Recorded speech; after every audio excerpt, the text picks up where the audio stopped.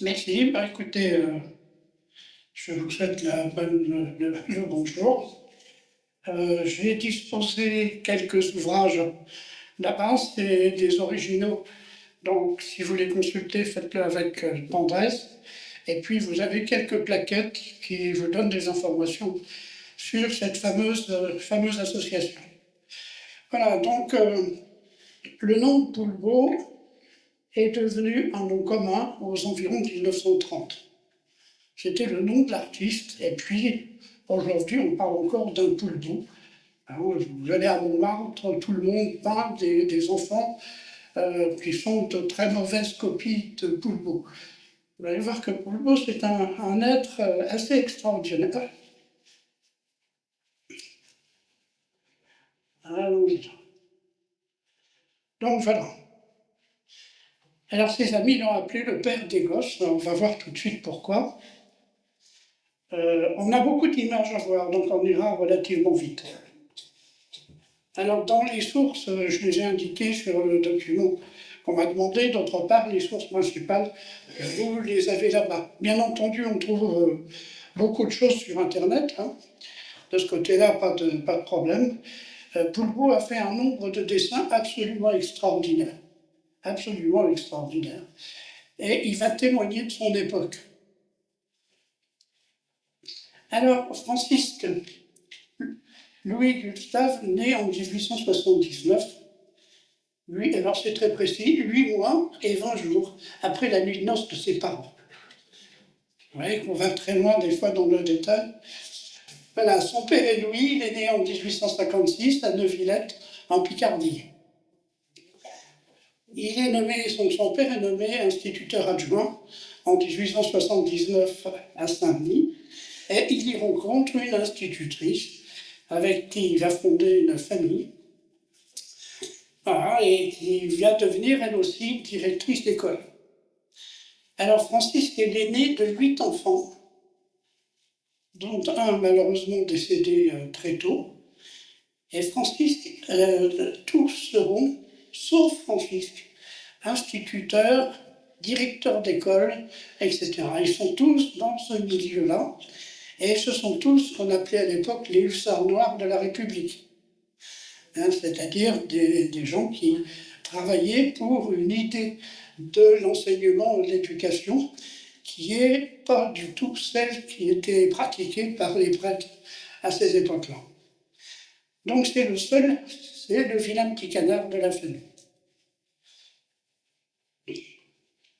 Alors toute la famille est très marquée par la lutte de la République pour établir une école gratuite, et une école aussi où les filles étaient considérées comme les garçons pour bénéficier donc de l'enseignement. Et ils sont très attachés à la laïcisation de l'enseignement. On voit donc une famille qui est très marquée par son époque. Alors Louis, le père, a été marqué par la guerre de 70, où le comportement des troupes allemandes ont été particulièrement agressif, particulièrement brutal, et il est resté dans la famille un anti-germanisme très, très marqué, qui va vraiment marquer aussi Poulbeau. Voilà. Alors Poulbeau va rester à l'abri d'un certain nombre de courants de pensée à cette époque-là. Il n'a rien à voir avec le judaïsme, il ne se pose pas trop de questions par rapport aux juifs. Il n'est pas antimilitariste. Il fera son service militaire, ça ne veut pas dire qu'il n'en rigolera pas, ça c'est une autre affaire. Il n'est pas embringué dans les mouvements syndicalistes qui commencent à être très puissants à la fin du 19e siècle. Alors voilà quelques dessins de Poulbeau. Donc il est scolarisé à l'école élémentaire de garçons de Saint-Denis, où enseigne son père. Alors voici ses tout premiers dessins. Et il va s'intéresser à beaucoup de choses, mais surtout, vous allez voir, aux enfants. Alors lui, il est poursuivi par les études. Il est boursier, il a eu une bourse automatique parce que ses parents étaient enseignants. Il est externe boursier au collège, au pied de la butte de Montmartre. En 6e, on disait de lui régulier mais faible. En quatrième, très peu de travail, pas d'attention en classe. Je ne sais pas si l'élève est intelligent. Redouble sa quatrième et passe en conseil de discipline où on menace de faire sauter sa bourse puisqu'il est quand même, il étudie quand même pas beaucoup. En troisième, on le dit, paresseux, endormi, devoir très médiocre. En classe de seconde, ça ne s'arrange pas, paresseux, ne fait que le minimum possible, pas sérieux. Il échoue au bac et il arrête ses études. Dans une famille d'enseignants, c'est quand même quelque chose d'un peu lourd à porter. Alors le voilà, il va passer beaucoup de temps à rêvasser, à lire, et puis à dessiner. Il a vraiment envie de dessiner, c'est un véritable virus. Alors voilà ce qu'il me raconte. Jeudi et les dimanches, quand je n'étais pas collé, je l'ai passé ma boîte à peindre et mon chevalet à l'épaule dans les champs autour de la basilique et sur les bords de la Seine et de l'île Saint-Denis. Alors la basilique du Sacré-Cœur a été construite sur une période relativement longue, entre 1875 bien sûr et 1914, et elle ne sera consacrée qu'en 1923. Alors la basilique avait été créée pour essayer d'effacer un petit peu les outrances de la commune. Et on est un retour du religieux après la période profondément hostile à la religion avec la commune. Alors, il va découvrir dans les journaux un certain nombre de dessins de gens qui deviendront ses amis, en particulier Alexandre Stendhal, qui a la première place sur la page d'entrée du journal Gil Blas. Il admire aussi le cabasier du Chat Noir, qui est dans son parcours. Et puis, il en profite pour, quand les portes sont ouvertes, d'aller regarder un peu ce qui affiche. Et il retrouve là les dessins de le fameux Chat Noir qui a été peint par Stendhal. En 1995, encore au collège, il envoie gratuitement un dessin dans le journal qui s'appelle Pêle-mêle. Il ne demande pas rien du tout, mais son dessin est publié. C'était la première fois qu'il y avait une petite accroche. Et il suit les cours. Alors son père a fini par reconnaître qu'il avait un don, que ce n'était pas la peine de forcer dans les études. Alors il va lui payer des cours dans une académie à Saint-Denis, qui est une école de dessin des Beaux-Arts de Paris. Ça va lui mettre évidemment le pied à l'étrier. Alors voici ce fameux dessin de Stendhal sur le Chat Noir, qu'on connaît bien, qui reste encore très, très marqué. Et ce qu'on ne voit pas bien, c'est ce qui est autour de la tête du chat. Parce que la tête du chat est auréolée en rouge, dans laquelle est inscrite Montjoie, Montmartre, qui parodie le cricket médiéval de Montjoie-Saint-Denis. Le voilà, ce cabinet, ce caveau. C'est apparemment tout petit, et évidemment, parmi ces tout premiers dessins, qui reflètent bien son état d'esprit, c'est ce brave homme qui dit « Tenez, j'ai un fameux crétin au bout de ma canne », et le petit gamin qui répond « Mais à quel bout, monsieur ?» Voilà le type de dessin, le côté provocateur de ce peintre, qui va garder absolument toute sa vie. Il sera obligé à certains moments de faire des dessins sur commande. Il n'aura pas cet esprit un petit peu agressif ou cet esprit un peu inventif.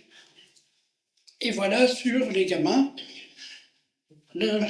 autour de la butte de Montmartre, eh bien, ce sont des taudis, ce sont des terrains vagues. C'est un endroit où tout un tas de pauvres gens survivent comme ils peuvent. Beaucoup font les poubelles, d'autres font les brocantes, etc. Et on voit ces gamins qui fouillent les poubelles et qui disent nous supprimer. Pourquoi pas tout de suite supprimer les ordures? Voilà ce type de logique. Veine, maman voulait me faire aller à l'école, mais le maître il ne veut pas, je n'ai pas 10 ans. Tous les jours, je vais à l'exposition, à du Suffren, il y a une paire de cartes où il manque une planche. Donc voilà ses dessins. Et puis ses premiers succès. Il collabore avec un journal qui s'appelle Les Étoiles, et avec ses premiers dessins, est dédicacé par Villette, qui restera tout le temps un de ses grands amis. Il va publier dans tout un tas de magazines, le Polichinelle, le Rire Rouge, le Pêle-mêle, le Bon Vivant, la Caricature, Gil Blas Illustré. Alors la chance arrive en 1899 avec un quotidien, le Petit Bleu de Paris, qui l'embauche comme dessinateur-reporter à l'occasion de l'affaire du Fort Chabrol. Je rappelle que rue Chabrol, eh bien, un certain nombre d'anarchistes poursuivis par la police étaient enfermés dans un bâtiment et on n'arrivait pas à les faire sortir. Ils tiraient un peu sur tout le monde et ça a été une affaire extrêmement importante. Hein. Et c'est d'ailleurs, ce qu'on ne raconte pas, la première fois qu'on utilisera des gaz toxiques, la police parisienne les fera sortir en les empoisonnant, en fait. C'est donc pas les Allemands qui, en 1916, ont utilisé pour la première fois ce genre de produit. Alors, ces anarchistes, Jules Guérin, est antisémite et anti-dreyfusard, et il a commis un attentat à la sécurité de l'État. Et donc, il était vraiment un des premiers hommes tout à fait recherchés. En 1900, il va couvrir l'exposition universelle et il réalise sa première affiche publicitaire pour le Biborax. Et puis, vous allez voir la phosphatine falière. Et on connaît aujourd'hui 700 affiches publicitaires. 700 affiches, c'est quand même quelque chose. On va en voir tout à l'heure quelques-unes. Voilà, par exemple, on reconnaît bien le type de dessin de ces enfants. Hein, Virus, le poil à bois, le biberon Pyrex, la liguanite, qui est une nouvelle poterie, la moutardine Pariso, etc., etc. Il y en a vraiment beaucoup. Et c'est toujours dans ce style. Et ça a toujours attrait à des enfants. Hein, très délurés, très rigolards. Voilà, d'autre part, à d'autres moments, eh bien, avec la guerre en particulier, on voit que le bon marché va utiliser la guerre, hein, et Poulbeau va faire des dessins avec ses petits enfants en uniforme militaire. Alors le fameux chocolat Meunier, lui aussi, et puis la résistance des fils et autres. Son coup de main est vraiment tout à fait reconnu. Alors Poulbeau, en 1900, va avoir l'âge et il part au service militaire au 51e d'infanterie. Alors, il était résident donc chez ses parents, où il y avait ses fameux 7 enfants, et il va ne faire qu'un service militaire d'1 an, comme étant soutien de famille. Donc son livret nous donne quelques renseignements. C'est un très grand gaillard, il fait 1m86. Il faut se souvenir qu'aux environs de 1911, lorsqu'on a des statistiques assez précises, la taille moyenne d'un homme est de l'ordre d'1m62. Donc c'est vraiment un grand échelon, plus de 20 cm par rapport à la moyenne. Alors son service n'a pas marqué. Il n'en a pas gardé ni un esprit antimilitariste, ni rien. Bon, il s'est débarrassé de cette période-là. Et puis, il va loger dans le maquis.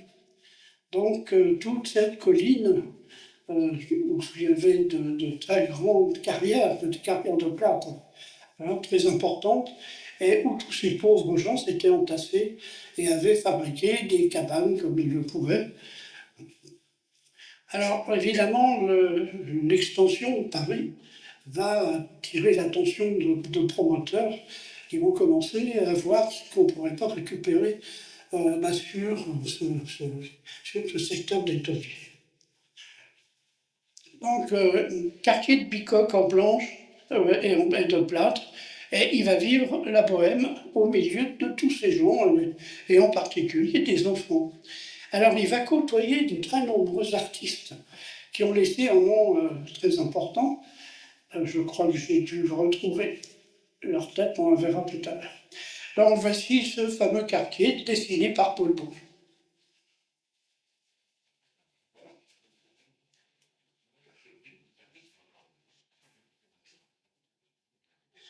Alors, il y règne quand même une misère noire importante.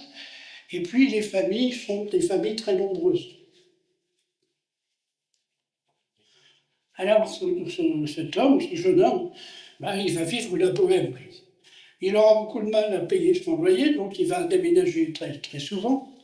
Hein. Il se retrouve avec tous ses amis dans les différents cabarets, il passe beaucoup de bon temps. C'est un rigolard, c'est un plaisantin. Ils vont beaucoup s'amuser. En particulier, ils se disputent. Il y a des moments où ils sont obligés de changer de cabaret et de changer de bistrot. Alors il va garder son esprit tout à fait frondeur face aux grands problèmes de son temps. Et on va voir comment il illustre un certain nombre de ce qui va le marquer. Évidemment l'armée, mais la prostitution, l'alcool, la pauvreté, l'école et la religion. Alors il va être poursuivi pour atteinte à la morale. Mais il sera soutenu par ses amis. Alors on va voir les dessins qui ont conduit à ce qu'on s'occupe de lui. Et ses amis vont vraiment faire front et vont se bagarrer. Et puis au nom de la liberté d'expression, eh bien l'affaire sera classée et il n'aura pas de soucis. En 1900, il rencontre et il va vivre avec une jeune femme, Catherine Holder, qui est née en 80 à Paris. Et puis, ce couple, qui ne se mariera que beaucoup plus tard, ce couple va adopter la fille de son frère, la mère de la gamine étant décédée, le frère étant dépassé, eh bien, ils vont adopter la petite gamine qu'ils vont appeler Zozo, hein, qui va vivre jusqu'en 1985. Alors, avant que la situation ne s'améliore, il doit déménager souvent parce que les huissiers lui courent après. Hein. Voici ses amis, une partie. Ils sont très nombreux. Donc, le grand copain, c'est Villette, qu'on voit là-haut. Il est souvent très cruel, lui, dans ses dessins, ton dessinateur. Jean Rictus aussi, il a la dent très dure. Et puis Stanley, dont on a parlé, celui qui a dessiné le chat et qui est un sculpteur. Et puis des gens qui vont écrire des livres, d'Orgelès, Macorlan, Courteline, Paul Fort, et puis Bruant, bien sûr, avec ses chansons et les cabarets. Il va illustrer le travail de tous ses amis. Voici dans ce qui est sa chambre à coucher et son bureau pendant un moment.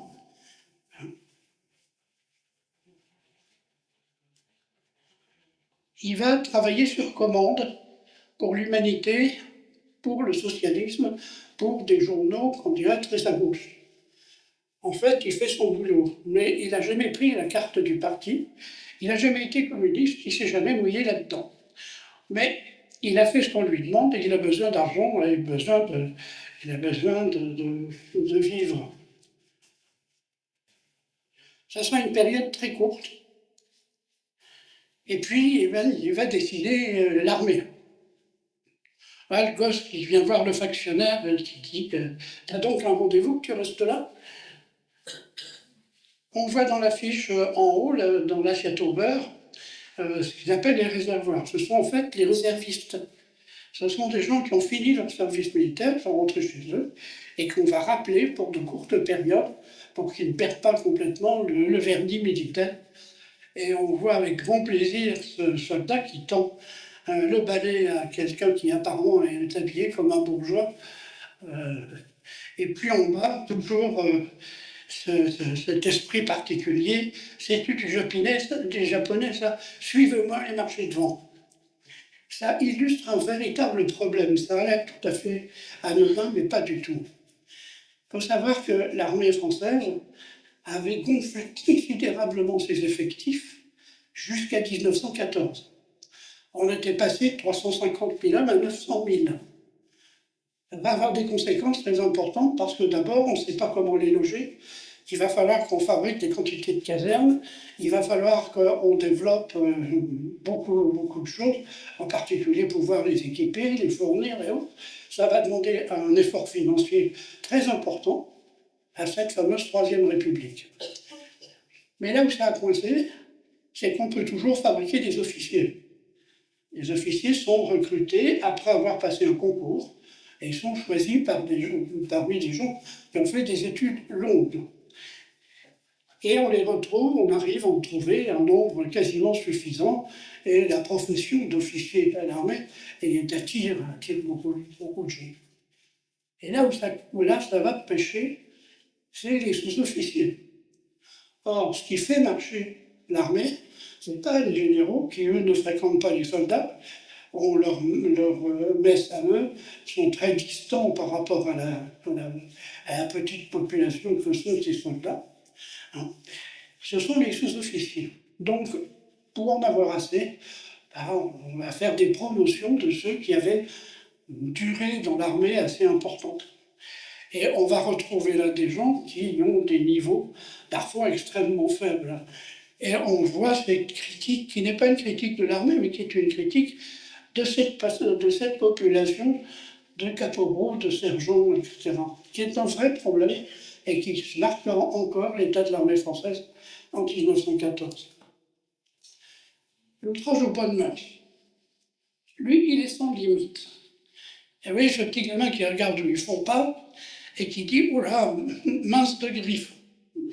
Il découvre le physique des jeunes filles de cette époque-là, et ce qui va déclencher la crise, c'est celui-là.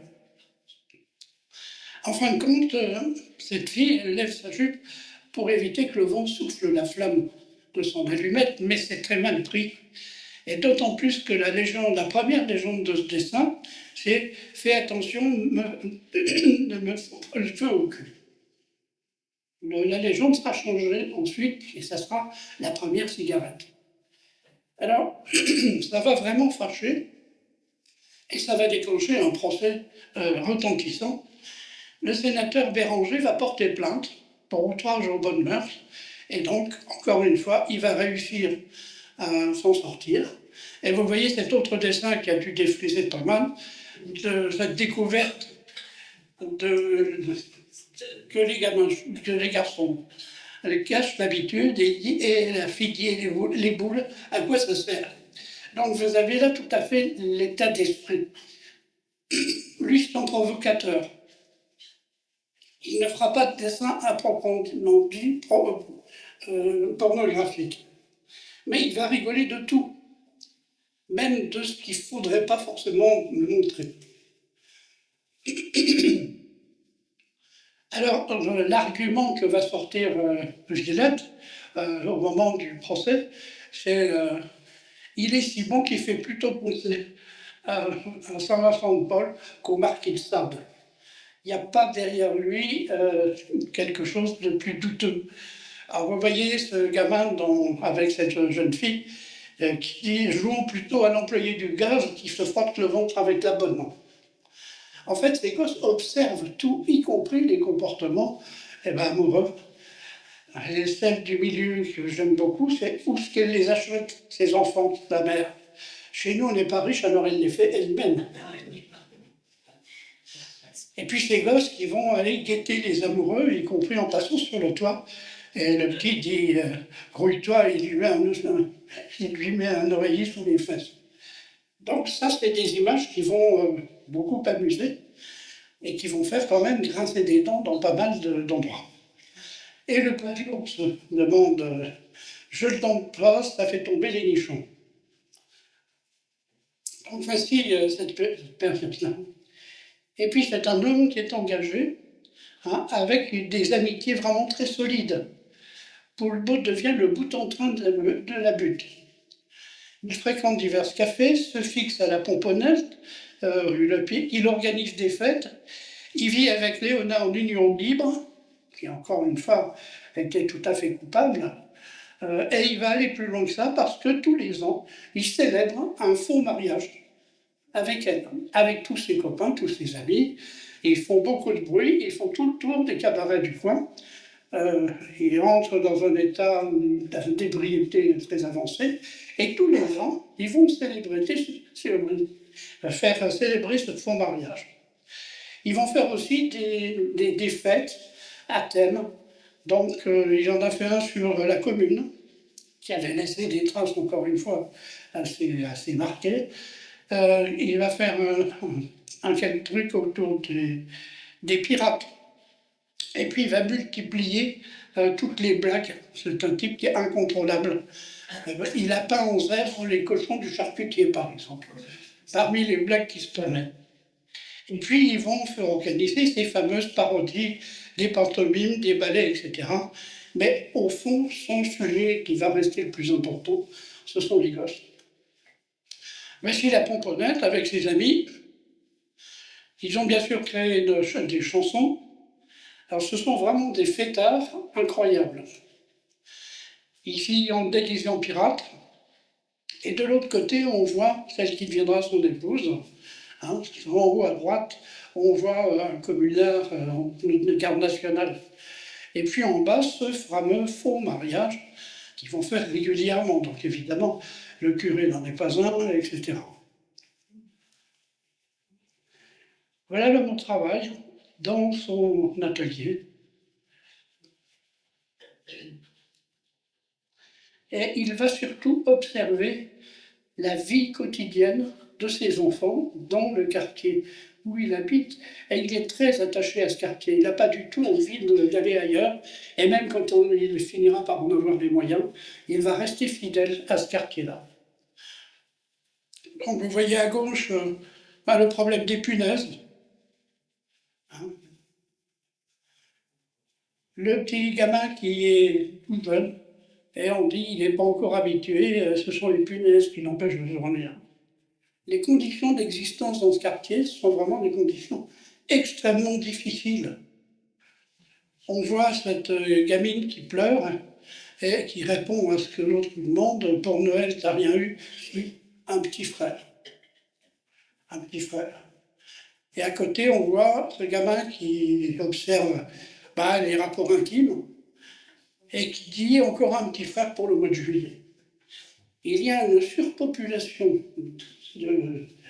dans ces secteurs, un nombre d'enfants, toujours plus ou moins à la dérive, pas canalisés par les parents.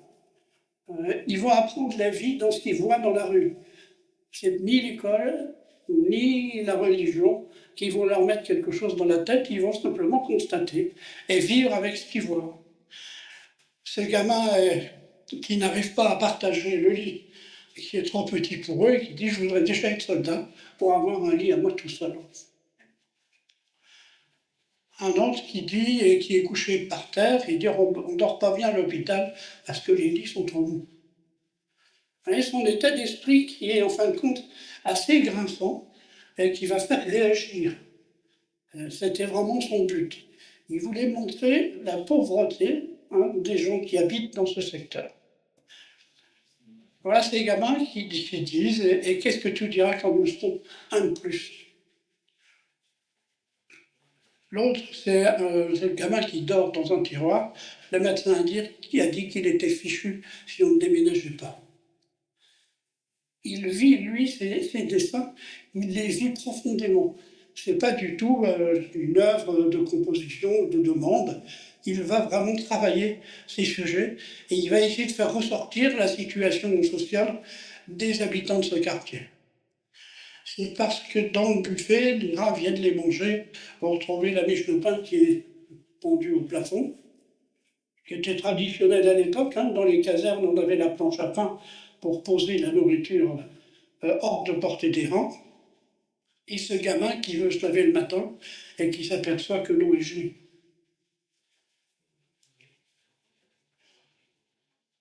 Alors ils font des expériences, ces gosses. Il y en a un qui essaye de se faire un petit jardin et l'autre qui dit ça ne poussera pas. Il faut du soleil et puis tu les repiques trop serrés, tes macaronis. Évidemment. Et puis ils réinventent le monde quand ils ne le connaissent pas. Les tortues sont des bêtes qui ont des carreaux sur le dos et qui rentrent la tête dans la bouche. Belle description des tortues.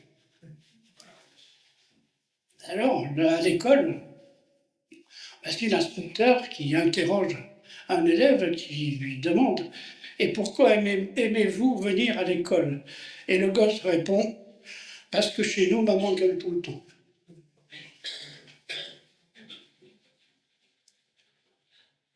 À l'église, le prêtre qui va le convaincre, il dit: qu'est-ce qu'un mystère? Un mystère est une vérité de Dieu que nous devons croire, quoique nous ne puissions pas la comprendre. Pensez qu'un discours comme ça pouvait intéresser ces gosses qui vivent vraiment les choses au quotidien. Alors à gauche, celui-ci, il va à confesse. Mon père, je m'accuse d'avoir poussé ma grand-mère qui est tombée dans les escaliers. Et puis j'ai jeté des gravines dans les bris de la crémière. Et puis j'ai commis l'adultère. Alors, oui, ce simulacre, ce folklore, hein, il a bien compris qu'il fallait avouer quelque chose, mais il ne sait pas quoi. Et puis alors l'autre qui va faire pipi dans le munitier, et son camarade qui lui dit dépêche-toi, il y a le vieux qui arrive. Donc voici ses dessins. Il va vraiment, dans ses journaux, il va avoir un dessin absolument à chaque parution. Et il travaille pour 5 ou 6 journaux différents. Alors, il y en a un qui va sauter depuis le haut d'un panneau, ici, avec au revoir et à bientôt. Évidemment, il ne va peut-être pas aller très loin. Alors celui-là, c'est assez particulier. T'as grandi. Avant de partir en vacances, je ne m'arrivais que jusque-là. Une notion de la taille. Hein.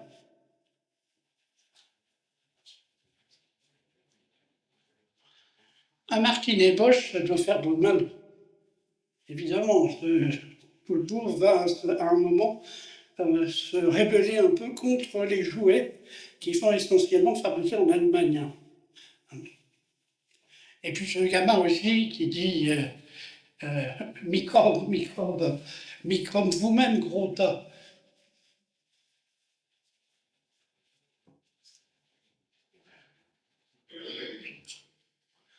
Tiens, vous avez une manivelle à votre TSF? Et puis, par exemple, l'allaitement, c'est « dis maman, si t'enlèves les petits bouchons, est-ce qu'il boirait pas mieux ?» Donc on voit cette naïveté des gosses qu'il arrive à montrer. Et puis là, celui-là, il dit bon, « puisque c'est comme ça, je vais refaire pipi au lit. » En fin de compte, on lui a donné un martinet le Père Noël, ce qui est quand même une certaine cruauté. Alors celle de gauche, elle dit « qu'est-ce que c'est que ce jeu-là? Veux-tu me rapporter cet oreiller sur mon lit? Mais je veux avoir une poupée pour Noël. » Et là, la mère de famille dit « je veux pas que tu lui fiches des coups de pied, squat, quand il a son pantalon neuf. » La vie des gosses a certainement pas été très tendre. Et celui-ci, qui va être un grand philosophe, ça serait trop beau si les parents ne vous donnaient des gifles que quand on les mérite. Hein, ça a dû voler bas chez ces gamins, hein, avec des parents qui ne figurent pas sur les dessins. Il y a très peu de dessins avec les parents. Et lui qui conclut, tout le monde ne peut pas être un orphelin.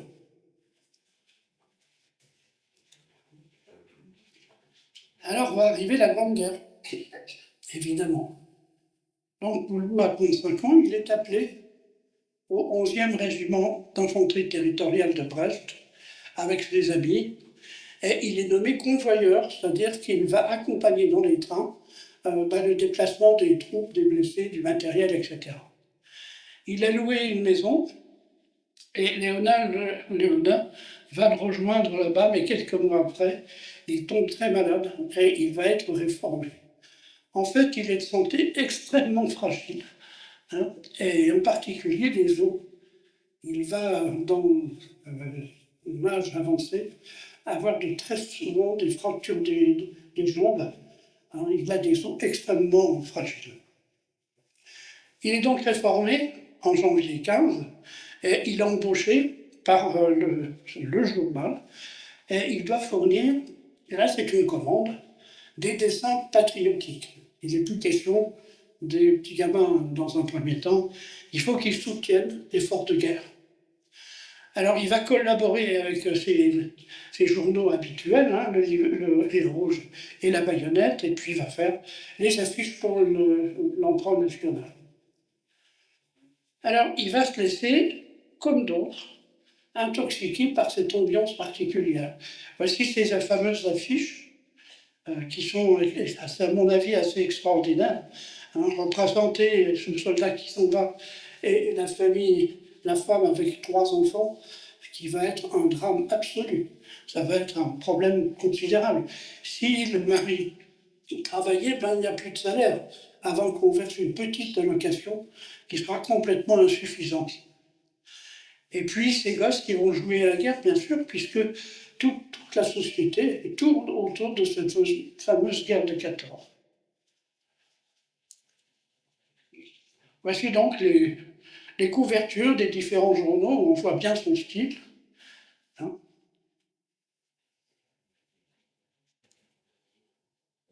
Alors il va dessiner ces fameux soldats au front. Et il y en a un qui dit « Mon vieux, j'ai bien dormi », l'autre dit « Parbleu, toi, t'avais pas les tas de cailloux ». En bas, c'est mon pauvre vieux, t'es touché, il a un œil poché. Tu pars, j'ai cogné l'œil dans une betterave. Et puis, tout au bout, vous avez cette remarque, il gèle cette nuit, on pourra s'asseoir demain. Et au milieu, alors là, le grand drame, hein, il a renversé le seau de pinard. Je savais bien qu'il nous arriverait un malheur. Aussi, ces dessins sont tous pas très agressifs. Et celui-là, sur lequel on pourrait réfléchir un bon moment, c'est qu'il revient de permission, ce soldat, et puis on lui présente son enfant, et la légende dit, pour la classe 36, il faudra recommencer, c'est encore une fille. La consigne qui avait été donnée, mais qu'on ne pouvait pas donner n'importe comment, faites des enfants. Et c'est même pas faites des enfants, c'était fournissez les gens pour la classe 36, la classe 37, la classe 38. Le nombre d'hommes tués à la guerre allait poser un problème pour avoir une armée renouvelée. Hein, et on va pousser au fait de faire des gamins.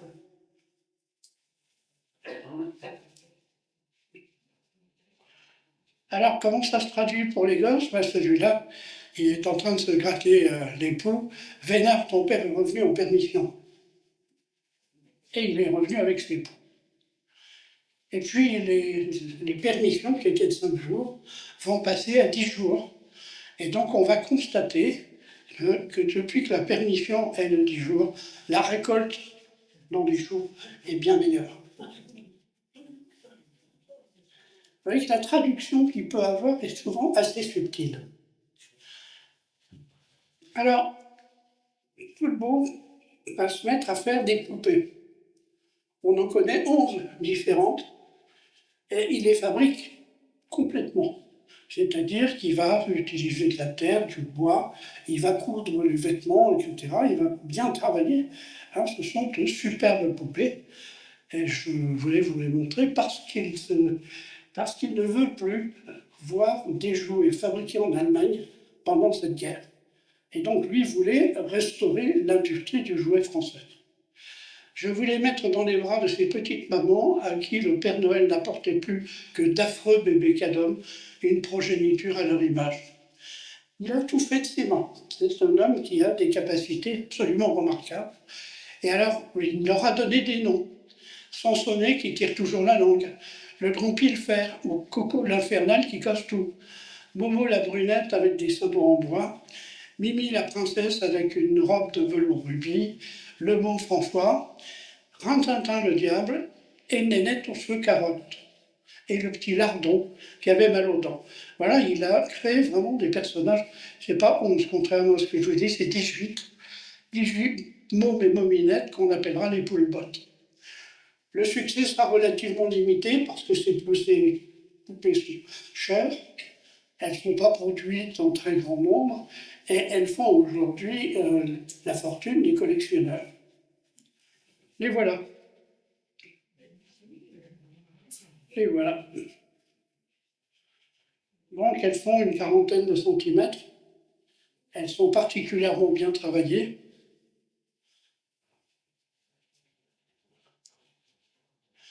Et puis on va voir apparaître Nénette et Rintintin. Alors Nénette et Rintintin, ça pose un problème, c'est pas lui qui les a inventés. On sait que lui appelait sa femme Rintintin et sa femme appelait son mari Poulbeau, Nénette. Et puis, dans l'histoire, quand on va commencer à fabriquer ces petits personnages en laine ou en autre chose, eh bien, le nom va s'inverser. On trouve que Rintintin, c'est plus viril, Nénette, c'est plus féminin. Alors, quand j'ai rédigé ça, je n'avais pas trouvé qui avait pu inventer ces petits personnages. Poulbeau, évidemment, avait tout à fait compris. Il avait accepté que le nom de ces poupées soit donné à ces deux petits personnages. Alors, ils sont destinés à protéger. Donc, on voit ces deux ce couple, parfois avec un petit bébé au milieu qu'ils appellent le doudou ou le petit lardon. Et on voit ce soldat qui est accroché à la poche de sa vareuse pour se protéger, ce fameux couple. Alors on va en faire partout. Les cartes postales vont se multiplier. On a des tas de gens qui vont produire. Donc on voit, ils protègent avec des sacs de terre le sommeil des enfants. Ils protègent avec un parapluie les bombes des avions allemands.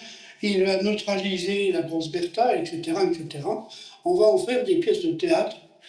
Et puis j'ai fini par trouver quelque chose d'intéressant, parce que Nénette et Rintintin n'apparaissent qu'au milieu de 1918.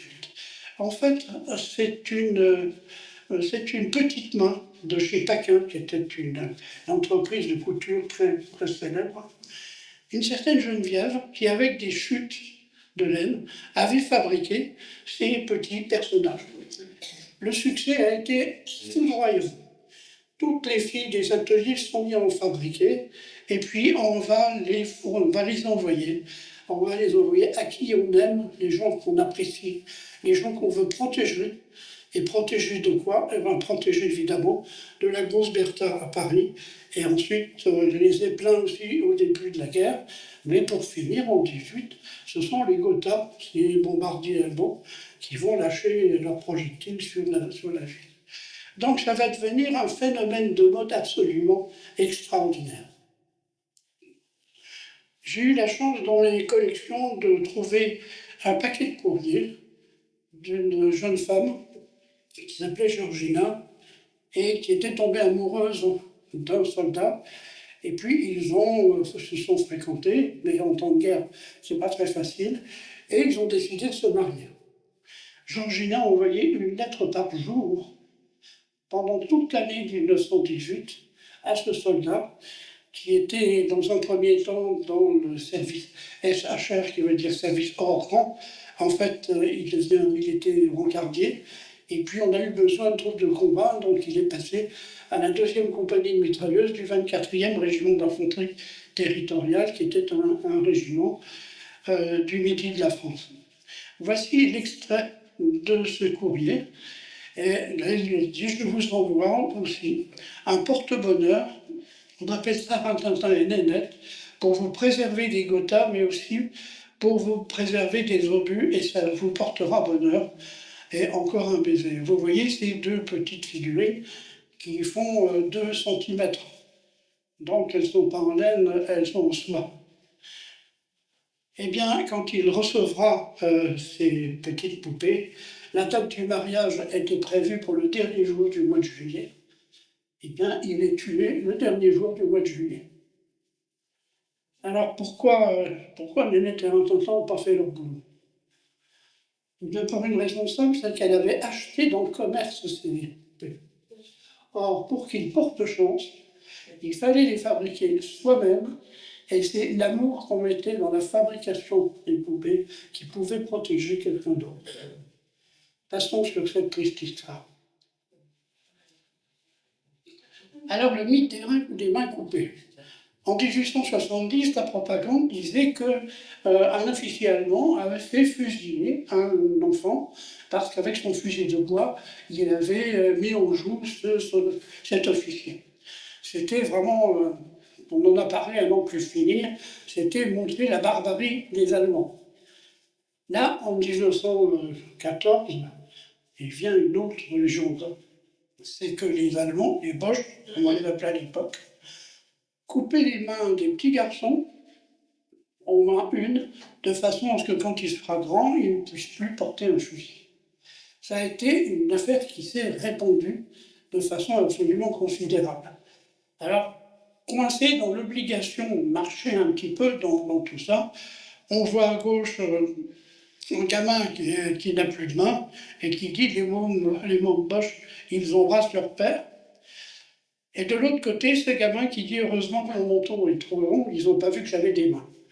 En fait, c'est Jean Richepin, un académicien, qui va inventer cette histoire-là pour diaboliser l'ennemi.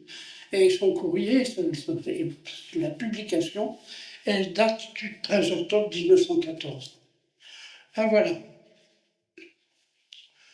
Je vous passe sur la lecture de toute cette affaire. Simplement, au jaune en bas, vous voyez, on pratique de l'esclavage, de couper le point droit à ses combattants futurs, etc. etc. Et Jean Richepin va vraiment arrosé de cette histoire-là partout. Un certain nombre d'intellectuels vont protester en disant ça suffit, on ne peut pas inventer des choses aussi abominables que celles-là, mais ils ne sont pas entendus.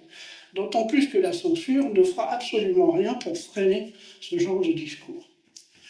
Donc voilà, il ne va pas aller très loin par rapport à cette triste histoire. Hein. Mais plutôt il va reprendre avec une certaine tendresse cette petite fille qui met des fleurs sur la tombe d'un soldat allemand, ce qui n'est pas tout à fait dans le sens de la propagande. Hein. Celui d'en bas qui se pose la question en regardant les choux, et si on trouvait dans les choux un petit Boche.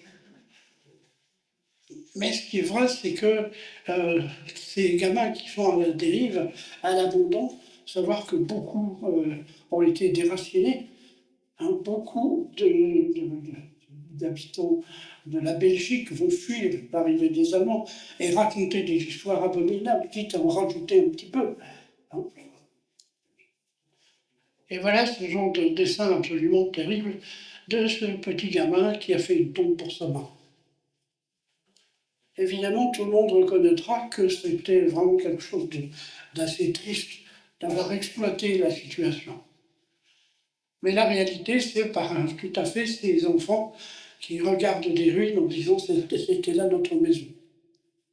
On est là plutôt dans le registre de la réalité. Et ces enfants qui attendent le Père Noël et qui disent si on ne voit pas le Noël, on verra peut-être un zeppelin. On va vivre dans cette ambiance de guerre et on retrouve à gauche quelque chose d'important à mon avis, c'est de contraindre toute une population à vivre dans les caves. Et cette gamine avec sa poupée qui dit « pauvre petite poupée, tu l'entends le canon ». Et regardez, c'est sur la durée de la guerre, comment il a pu l'illustrer. Eh bien, cette fille qui tient un petit gosse qui commence à marcher, il est déjà grand, il a l'âge de la guerre. Alors bien sûr, on est très attiré par l'armée. Quand je serai grand, si je serai grand, c'est toujours cette histoire-là. Et on va évidemment illustrer des gamins qui jouent à la guerre, hein, parce que c'est vraiment à l'époque tout ce qui imprègne toute la conscience des gens. Et celui-là qui dit c'est pas moi, c'est l'avion. Oui, l'esprit de Paul Gros, on va en voir encore quelques-unes. Sur les restrictions, par exemple. Avant, quand c'était pas la guerre, on avait, pour un sou, on avait des pralinés. Pour le prix du tabac qui explose, je m'en fiche, je fume que les lacets de souliers. Et puis, cette brave dame qui dit « Vous m'avez encore volé tout mon papier pour faire vos cigarettes ». Encore du sucre au chien, c'est pas de sa faute, c'est la guerre. Et là, un garçon très astucieux, c'est qu'il faut économiser les bougies qui valent assez cher. Et quand sa mère aperçoit qu'il a 2 bougies, et lui il répond « C'en est qu'une, je vais couper en 2 ».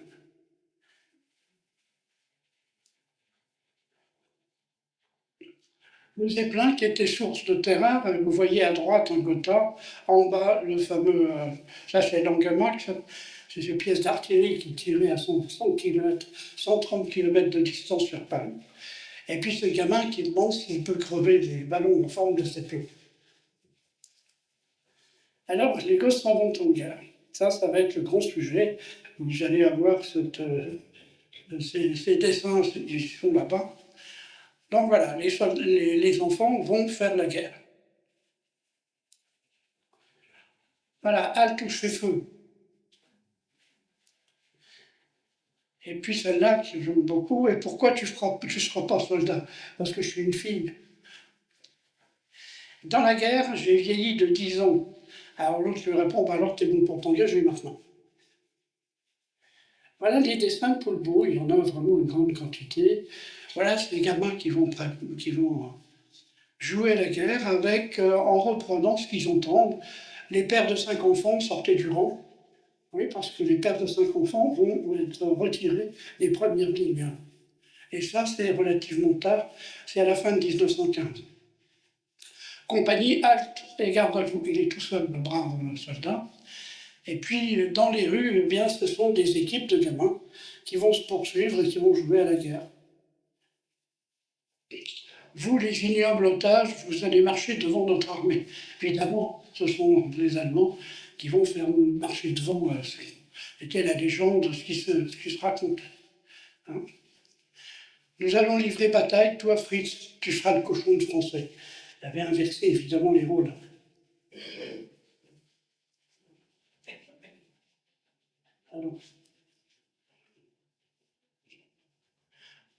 Alors, où est encore le coton hydrophile? C'est celle-là, elle s'est faite la poitrine avec. Vous voyez tous ces gamins qui vont jouer constamment.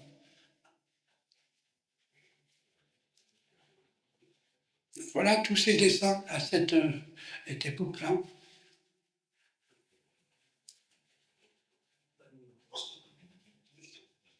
C'est encore dans un bel état. Qu'est-ce que tu veux, maman, c'est la guerre. Et bon, t'as pas connu ce temps-là, c'était pas la guerre. La notion de temps des conflits, il l'a traduit par ses dessins de façon très astucieuse. Et puis là, la bataille va s'arrêter parce que la concierge, sans ce chameau de concierge, ont gagné la bataille. Donc ça, c'est tout ce que va publier Paul. Et sa devise à lui, c'est faire le bien en s'amusant.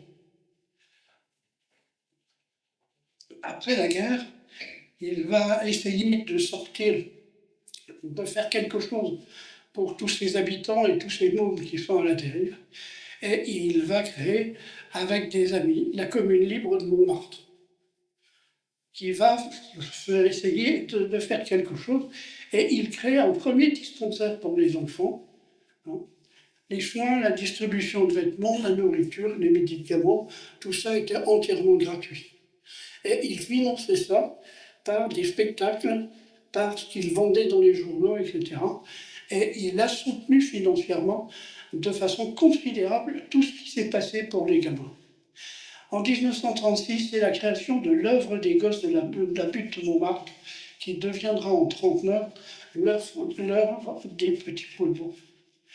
Poulpeau a dépensé toute sa vie pour récolter des fonds. Le dispensaire devient une sorte de sécurité sociale gratuite et un restaurant du cœur.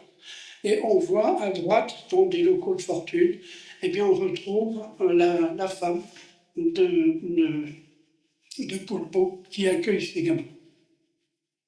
Et là, c'est pas un dessin, c'est une photo. Alors voici ces dessins qui vont lui permettre, il va utiliser ses droits. Hein, les unes, c'est vendu au profit de l'œuvre du vêtement du prisonnier de guerre. L'arbre de Noël des enfants, eh bien c'est pareil, c'est de l'argent qui va aller aux gamins. On voit à chaque fois, hein, il ne touchera aucun droit, et tout ça va aller pour ces fameuses œuvres sociales. Il va militer aussi à une œuvre contre les taudis. Là aussi, on retrouve racheter la troisième pochette inédite de Poulbeau. Il va manifester aussi, sous toutes ses formes, il va dessiner, va signer cette affiche terrible pour empêcher annuellement la mort de 80 000 enfants de France. Donc c'est un homme qui va vraiment se battre pour essayer de changer la situation. Alors le maquis il est en danger parce que les promoteurs commencent à construire et à racheter tous les terrains autour. Alors il prend une idée assez extraordinaire. Eh bien, ils se cotisent tous, ces acteurs, et ils rachètent un terrain vague. Alors ce terrain vague, qu'ils vont appeler Square de la Liberté pour les enfants, sera transformé en 1933 en vigne. Et tous ceux qui vont dans cet secteur à Paris savent que ça donne chaque fois la récolte une fête phénoménale et qui, pareil, tout cet argent-là part dans les œuvres sociales. Mais la butte maintenant l'a vu disparaître, c'est dit. Et de plus en plus, ça va être un lieu touristique. Alors il va aussi faire des... Voilà, c'est l'affiche sur les gosses dans les ruines, on retrouve dans les dessins qui sont dedans. Il va tourner un film en 1916 qui va déclencher une crise parce que tout d'un coup, sur la butte, en pleine guerre, les gens ne sont pas au courant et ils vont arriver 3 soldats allemands. Ce sont les figurants pour son film. Il va illustrer toutes les œuvres principales de cette époque-là. On retrouve les œuvres de Courteline, par exemple, ou d'Aristide Bruand, ou d'Alphonse Daudet. Et puis une chanson qui, certains la connaissent encore aujourd'hui, qui s'appelle Nini Peau de chien, c'est une chanson de Bruand, qui a fait les grandes périodes du Chat Noir. Et puis, vous retrouvez le thème de la marche foraine avec mes sabots.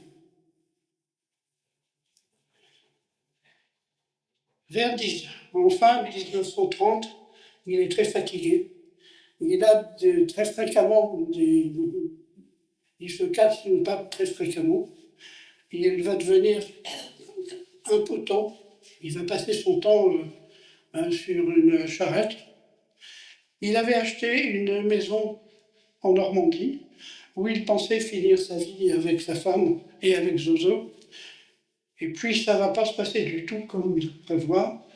Les Allemands lui demandent de choisir l'endroit où il veut rester et il l'assigne à domicile. Et il explique qu'ils ont bien vu les dessins qu'il avait faits pour le côté patriotique pendant la guerre de 14-18. Alors il va en le punir. Il va échapper à la prison et à d'autres problèmes, mais il n'a plus le droit de sortir de chez lui. On lui interdit de publier ses dessins et il va vivoter pendant la Seconde Guerre mondiale comme il peut, avec des moyens financiers extrêmement limités. Sa santé se dégrade, et puis, en 1946, eh bien, tout d'un coup, il s'éteint. Il était complètement usé. Et donc, Villette, son grand ami, a dit il s'en est allé pur de toute souillure. Alors, pour en finir avec cet homme extraordinaire, Montmartre est devenu maintenant une zone touristique. Poulbeau n'a pas laissé d'argent. Et donc, sa femme, pour vivre, va vendre progressivement ses droits pour toutes les affiches, les dessins, etc. Elle va vendre petit à petit ce qu'il y avait dans son atelier de peintre. Elle finira par vendre l'atelier. Et puis, évidemment, quand on peut supposer qu'il y avait de l'argent, eh bien, la famille va se bagarrer pour l'héritage, mais l'héritage, il n'y en a vraiment pas beaucoup. Donc, Léonard ne se préoccupe pas de sauvegarder les traces de son mari. Et quand elle-même disparaîtra, il ne restera à peu près rien de l'histoire de Poulbeau. Son passage sur Terre a été quasiment... elle décède en 1958, il ne reste rien. Et puis, petit à petit, ce sont des collectionneurs qui vont se regrouper Et en 68, une rue est quand même baptisée Poulbeau. Et en 67, il y a la première exposition de ces dessins qui va enthousiasmer beaucoup de monde et qui va faire qu'aujourd'hui, eh bien, tout le monde recherche encore ces œuvres de Poulbeau. Alors, ce qu'on peut retenir de Poulbeau, c'est son état d'esprit fondeur, mais c'est surtout son amour des gosses et les efforts qu'il a fait sans en rien en retirer à titre personnel, eh bien pour essayer d'assurer un petit peu de bonheur et un petit peu de conditions de vie un peu meilleures. On termine avec cette image de Poulbeau, avec ses gamins de Montmartre. Voilà, j'espère que vous serez sensibles à ce quatrième.